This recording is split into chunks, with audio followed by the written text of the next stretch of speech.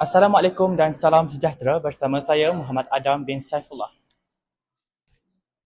Dan saya Amalia Bagis binti Yusof dan adalah kurang khas TVPSS hari ini.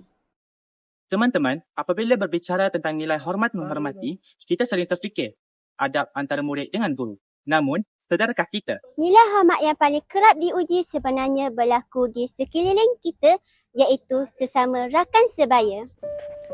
Dalam tugasan berkumpulan, setiap kepala mempunyai idea. Namun, sejauh mana kita bersedia untuk mendengar dan menghormati hak rakan kita untuk bersuara? Mari kita saksikan situasi ini. Berkorang, untuk projek sains kali ni, apa kata kalau kita buat model hidroponik guna botol kita semula? Aku dah kaji dah, kos dia. Tak payah Lela. Baik kita buat sistem penapis air automatik je. Lagi gempak. Tak ada siapa boleh bantai dia aku Tapi ni, bagilah Lelah habis cakap dulu. Tak payahlah, masa dah suntuk. Kita guna idea aku je, senang cerita. Tony.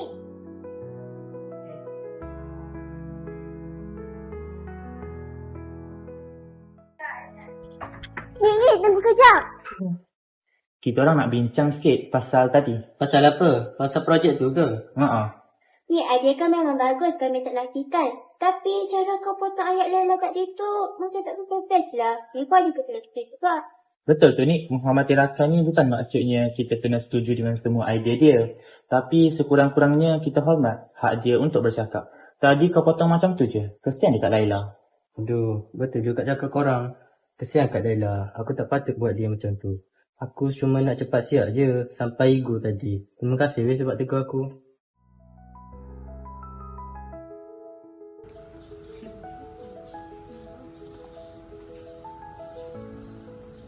Laila, aku nak minta maaf atas malam. Aku tak patut potong cakap kau. Aku rasa kita boleh bincang sama-sama macam mana nak gabung projek kita tu. Tak ada hal lah ni. Lagipun, ada kau best juga. Begitulah rakan-rakan, menghormati rakan sebaya bukanlah perkara yang rumit.